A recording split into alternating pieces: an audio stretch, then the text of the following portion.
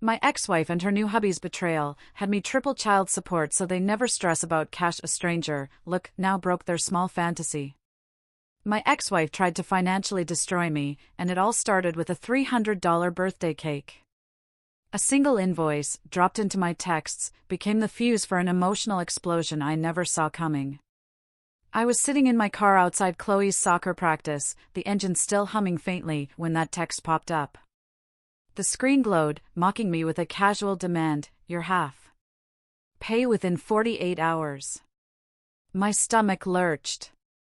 This wasn't normal. Even for Sarah, who'd always had expensive tastes, this felt different. We'd been divorced for 3 years, and I'd meticulously paid my $2,000 child support every single month, covering far more than half of Chloe's actual expenses. I never complained. We had a good routine, a great relationship. But something dark was clearly brewing. Over the last 2 months, a subtle shift had turned into a terrifying trend. The cake invoice was just the beginning. Then came a bill for extravagant new furniture for Chloe's room, followed by a hefty charge for some premium tutoring program I'd never even heard about, let alone agreed to. Each time, Sarah's demands grew colder, her tone more aggressive. Then came the email that truly changed everything. I was deep in code, debugging a thorny problem at work, when my phone buzzed. It was Sarah, subject line, urgent, Chloe's financial future. She stated she and Kevin had consulted with someone and believed I wasn't contributing enough. My heart hammered against my ribs. That cold, corporate language? That wasn't Sarah. Kevin, her new husband, was a slick real estate agent, all expensive suits and leased BMWs. He'd swept Sarah off her feet a mere 14 months after our divorce. I'd met him twice during custody handoffs, and both times he'd flashed this infuriating, condescending smile, like he'd won some grand prize. I called Sarah that night, bracing myself. The conversation lasted a mere 12 minutes before I had to hang up. I was shaking with anger, unable to think. She started with fake pleasantries, asking about my work, then seamlessly pivoted to Chloe's evolving needs. Kevin, she said, felt Chloe deserved a better lifestyle, private school, a bigger clothing allowance. They were even planning to move into a larger house, which, of course, required more financial support from me. When I pressed for specifics, Sarah became frustratingly vague, repeating cliches like children are expensive and you make good money. Then, she dropped the bomb. They wanted $6,000 a month in child support. Triple what I was already paying. Starting immediately. I actually barked out a laugh. I thought it was a sick joke. But the dead silence on the other end told me she was terrifyingly serious. I told her it was insane, that I already paid above state guidelines, that Chloe had everything she needed. That's when her voice turned to ice. Kevin thinks we should take this to court if you're going to be difficult, she stated, and maybe the judge will see things differently when we explain how you're prioritizing your own comfort over your daughter's future. I slammed the phone down and immediately called David, my friend from college. He'd gone to law school while I dove into tech, and we'd stayed close. He'd even handled my divorce paperwork as a favor. David simply told me to come to his office, no matter how late. So, at 9 p.m., I sat across from him, watching his face as he read the formal demand letter that had landed in my inbox an hour after my call with Sarah. It was a cold, calculated legal document outlining every reason why I needed to pay more. Chloe needed private school, expensive extracurriculars, an inflated college fund, upgraded health insurance, and some vague lifestyle expenses. David looked up, his expression a mix of deep concern and barely contained fury. "This," he said, his voice low, "is one of the most aggressive demand letters I've ever seen. Especially when you're already paying above guidelines. Something here just doesn't add up." He started firing questions at me, about Kevin's job, Sarah's work, anything unusual during custody exchanges. And that's when it clicked. All the little, nagging details I'd dismissed to avoid drama suddenly coalesced. Chloe had mentioned a few weeks prior that Kevin was always on his phone, always stressed. She'd overheard him and Sarah arguing late at night about bills.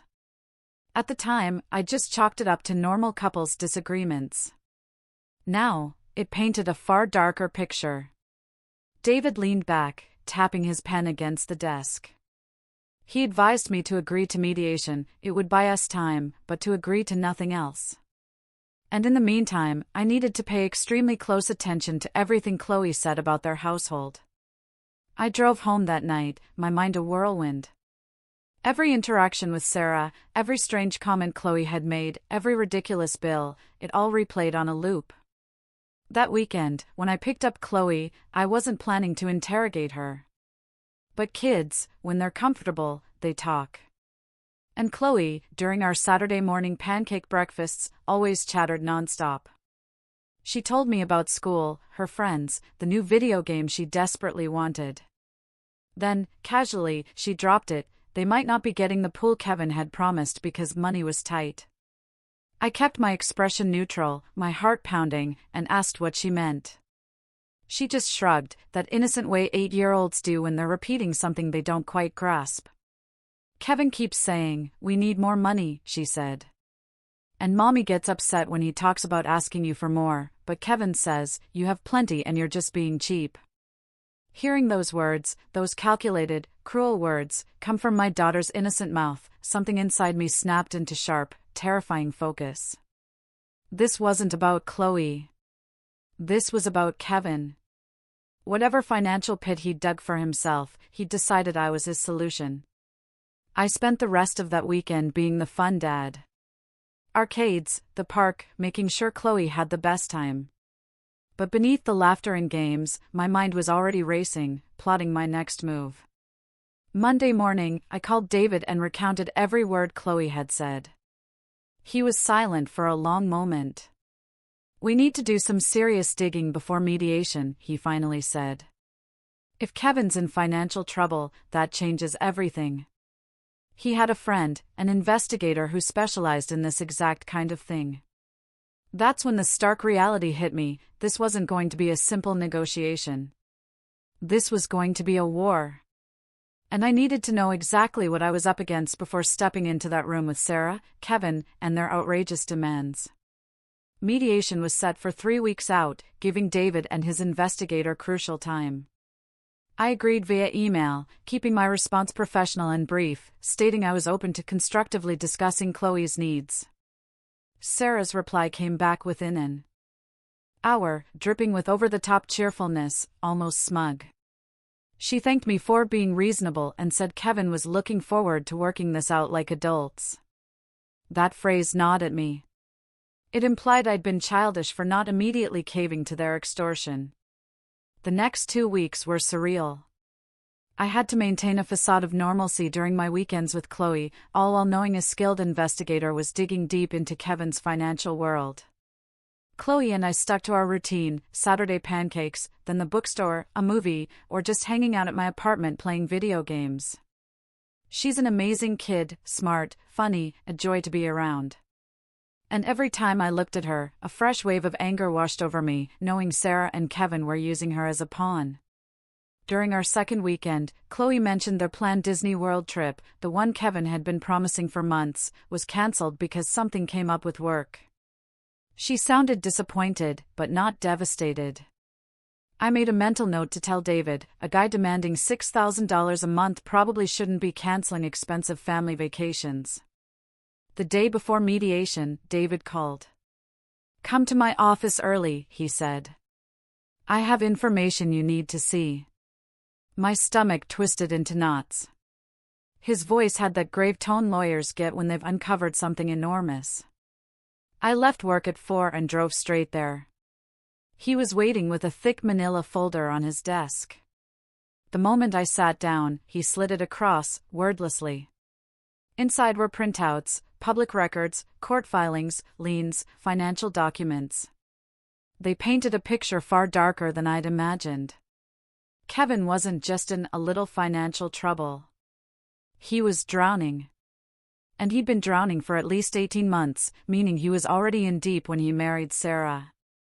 His real estate business had cratered during a market downturn. He'd made risky, failed investments, borrowing heavily to cover losses. 3 liens against his business. 2 credit card judgments. A lawsuit from a former business partner alleging misappropriation of funds. The numbers were staggering, easily over $200,000 in debt, and that didn't even count mortgages or car payments. David pointed to one document, a lien filed just 2 months ago against the house Sarah and Kevin lived in. The house I'd assumed was theirs, but was apparently mortgaged to the hilt with an additional claim against it. David explained Kevin had likely used Sarah's credit to secure some loans, putting her on the hook, whether she knew it or not. And the real kicker? Tucked in the back were records from a civil case where Kevin had been sued for unpaid gambling debts. The case was settled, but it revealed a consistent, terrifying pattern. Kevin had a serious problem. And instead of facing it, he'd apparently decided marrying a woman with a stable, tech-employed ex-husband was his golden ticket out. I stared at the documents, a complex mix of anger and reluctant pity swirling within me. Whatever Sarah's faults, she didn't deserve this. David's investigator had been relentless, even unearthing online records of Kevin's frequent activity on various sports betting sites. Not illegal, but deeply, deeply concerning. David asked how I wanted to play it at mediation. I want to confront them with the truth, I told him, my voice firm. I need to see their reaction.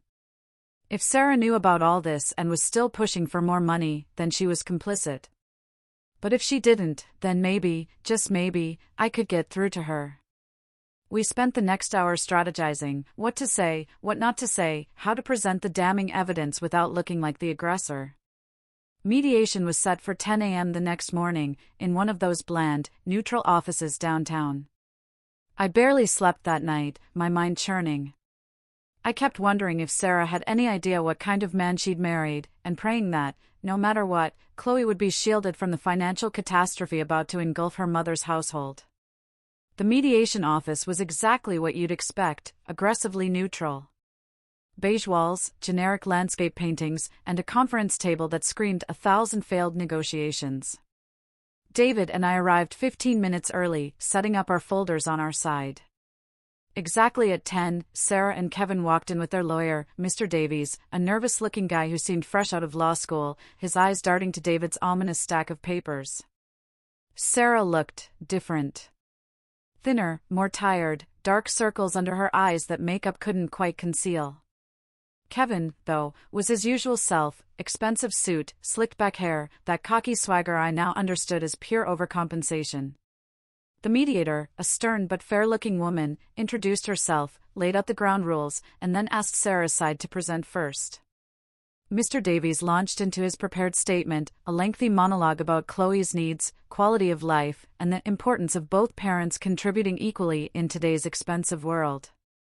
He spouted legal jargon, equitable distribution, standard of living, future planning, and I watched Sarah nod along, as if she'd memorized every word.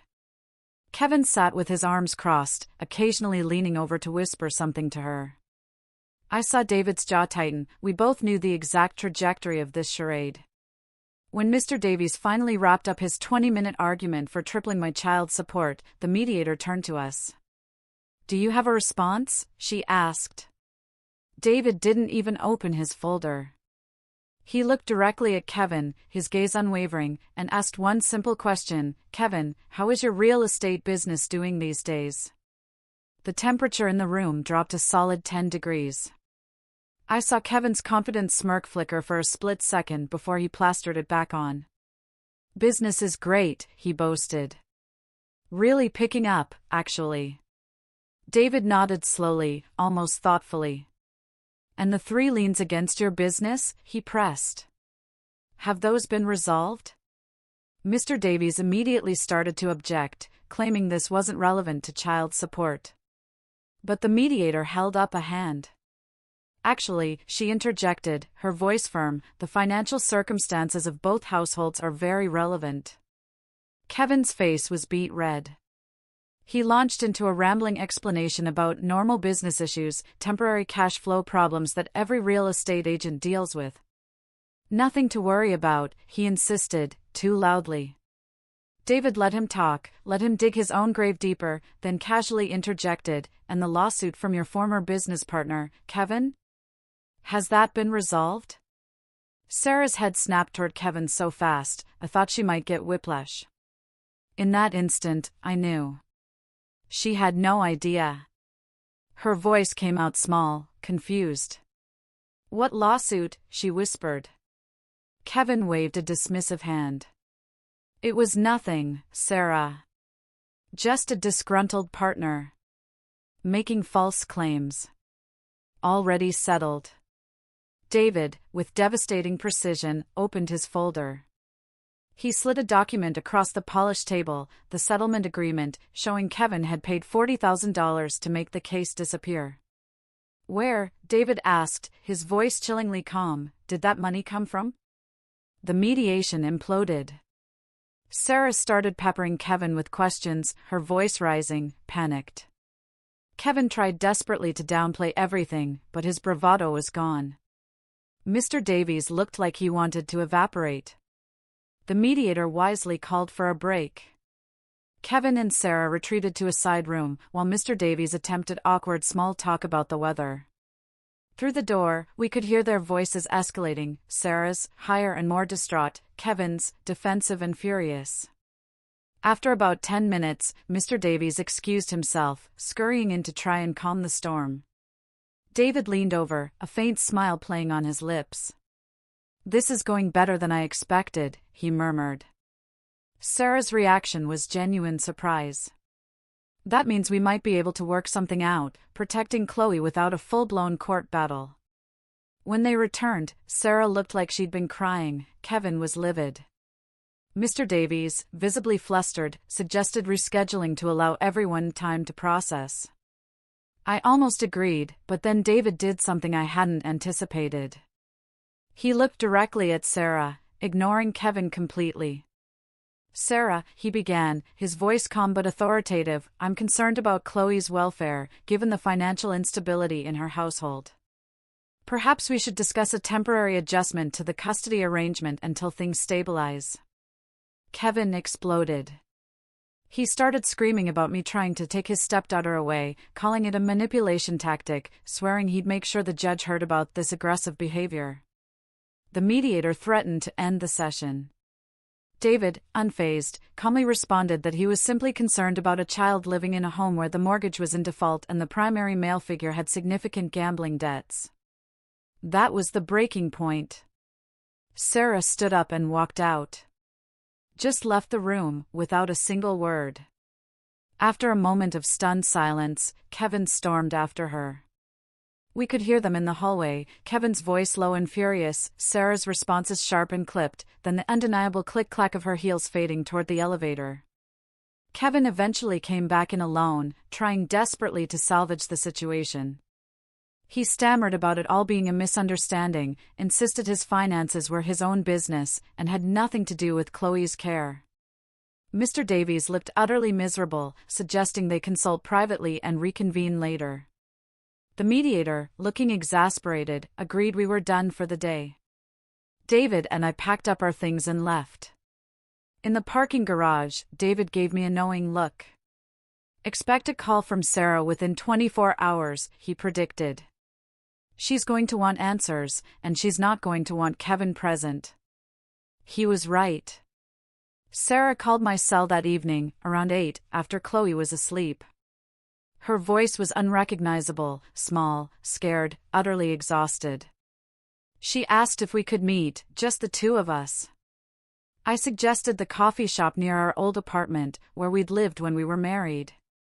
She agreed immediately, said she'd be there in 30 minutes.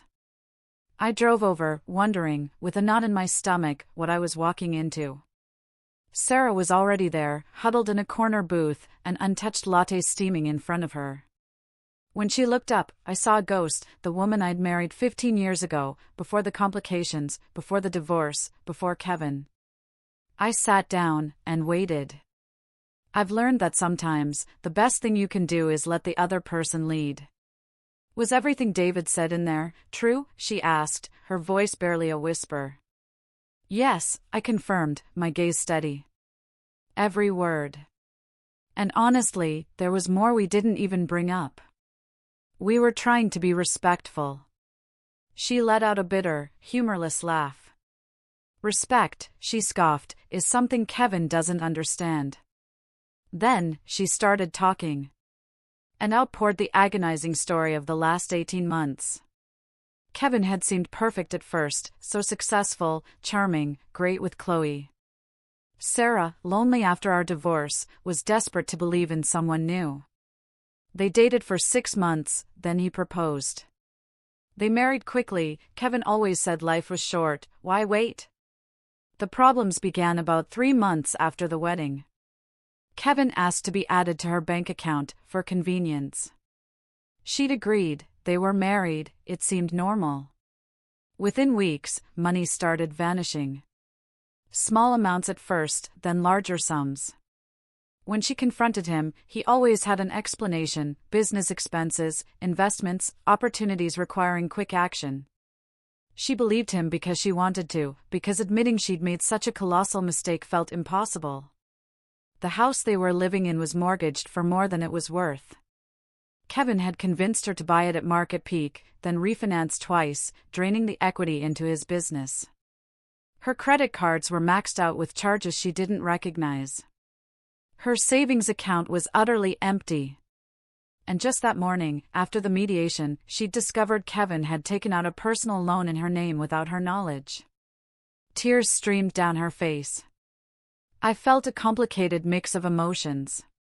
Part of me, the bitter part, wanted to say, "I told you so," wanted to remind her she'd left me for being boring and predictable. But mostly, I just felt a profound sadness for her, and an overwhelming worry for Chloe. I asked her directly, my voice gentle, "Is Chloe safe? Is there any concern for her physical welfare?" Sarah immediately shook her head. "No," she choked out. "Kevin has always been good to Chloe. This is purely financial." She admitted the entire child support increase was Kevin's idea, that he'd convinced her I was holding out, that I could easily afford more and was being selfish. She'd gone along with it because she was desperate and terrified.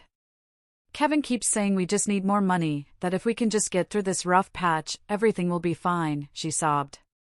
"But I don't think there's enough money in the world to fix the hole he's dug." She told me she was going to file for divorce, that she'd already consulted with a different lawyer that afternoon, but it was going to be messy, expensive, and she had no idea how she'd afford it. I sat there, absorbing every painful detail, my thoughts circling back to Chloe and what this meant for her. Then, I made a decision that surprised even myself. I told Sarah I would help her. Not financially, I wasn't going to enable Kevin's problems, but I would connect her with David, who could recommend a good divorce attorney. And I would be completely flexible with custody. Why during this painful transition, to make things as easy as possible for Chloe? Sarah looked genuinely shocked. "Why?" she asked, bewildered. "After everything I've put you through?" I told her the truth, because, at the end of the day, we are both Chloe's parents. And Chloe needs her mom to be stable and healthy. And if helping you escape Kevin's financial disaster achieves that, then that's what I'm going to do. We talked for another hour, working through the practicalities. When we finally left that coffee shop, I felt a glimmer of hope. Maybe, just maybe, we'd turned a corner, moving toward actually co-parenting like adults instead of warring enemies. But I wasn't naive. This was far from over. Kevin wasn't going to let Sarah go without a brutal fight, especially not when he was counting on my child support money to dig him out of his self-made mess. Sarah filed for divorce from Kevin exactly 1 week after our coffee shop meeting. And then, all hell broke loose. Kevin showed up at my apartment on a Tuesday night, pounding on my door so violently my neighbor peered out to see the commotion. When I opened it, he tried to shove past me, into my living room. I blocked him, firm, telling him to leave. He started screaming, how I'd poisoned Sarah against him, how I was trying to destroy his life because I was jealous, how he'd make sure I regretted interfering in his marriage. My quick-thinking neighbor had already called building security. When they arrived, Kevin was still in my doorway, spitting threats. A documented incident report, David later confirmed, would be very useful. The divorce proceedings accelerated faster than anyone anticipated. Sarah's new lawyer, a brilliant woman named Rebecca, whom David had highly recommended, unearthed irrefutable evidence. Kevin had been forging Sarah's signature on loan applications and credit card agreements. This wasn't just a messy divorce anymore, this was potential criminal fraud.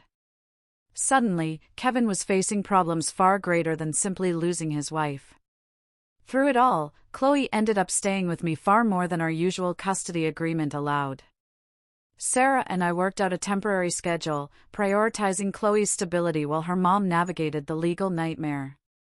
Chloe, of course, had questions. Why wasn't she at Mommy's house as much? Why wasn't Kevin around anymore? Sarah and I sat down with her together, explaining in age-appropriate terms that sometimes adults make mistakes and have to fix them. Chloe took it better than I'd expected. She said she kind of missed Kevin, but also confessed it had been really stressful listening to him and Mommy fight about money all the time. That last bit broke my heart. Kids should never have to shoulder adult financial worries. The real breakthrough, however, came about 6 weeks into Sarah's divorce proceedings. Rebecca's investigator uncovered the shocking extent of Kevin's gambling problem. This wasn't just occasional sports bets or a fun weekend in Vegas. This was daily, compulsive activity across multiple online gambling platforms. Tens of thousands of dollars flowing through accounts every single month, a pattern stretching back years before he'd even met Sarah. Rebecca subpoenaed Kevin's financial records, and what they revealed was staggering. He'd lost nearly $300,000 gambling over a 4-year period. He'd borrowed from loan sharks when legitimate credit dried up. He was being actively threatened by people who didn't care about payment plans. That's when the full, chilling realization hit me: Kevin wasn't just trying to maintain a lavish lifestyle. He was trying to outrun some very dangerous people. David suggested I immediately file for a formal custody modification, given the sheer instability of Sarah's household. Not to take Chloe away from her mom, but to ensure legal protection if Kevin tried anything desperate. The court hearing for my custody modification was set for the very same day as Sarah's divorce hearing. We all ended up in the same courthouse, different rooms, but very similar battles unfolding. David presented our case to the family court judge, meticulously laying out the timeline of Kevin's financial deception, the staggering gambling debts, the documented threats he'd made at my apartment, and the profound instability Chloe had been exposed to. And Sarah actually testified on my behalf. She told the judge she supported increased custody with me until her own situation stabilized, that she wanted what was truly best for Chloe, even if it meant admitting her own household wasn't safe right now. The judge, an older woman who radiated wisdom and had clearly seen every possible custody battle, listened intently to everything. Her decision was both fair and deeply practical. She granted me temporary primary custody, with Sarah receiving regular visitation, and the understanding that we'd revisit the arrangement in 6 months, once Sarah's divorce was finalized and her housing situation was stable. Critically, she also ordered that Kevin was to have no contact whatsoever with Chloe. Any child support money had to go into a supervised account, requiring receipts for all Chloe-related expenses.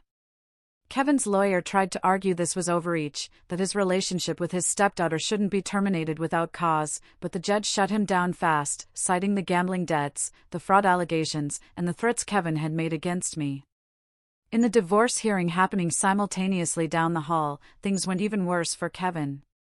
The judge granted Sarah an immediate divorce based on fraud and financial abuse, ordered Kevin to pay back every cent he'd taken from Sarah's accounts, and placed liens on his business assets to secure the judgment.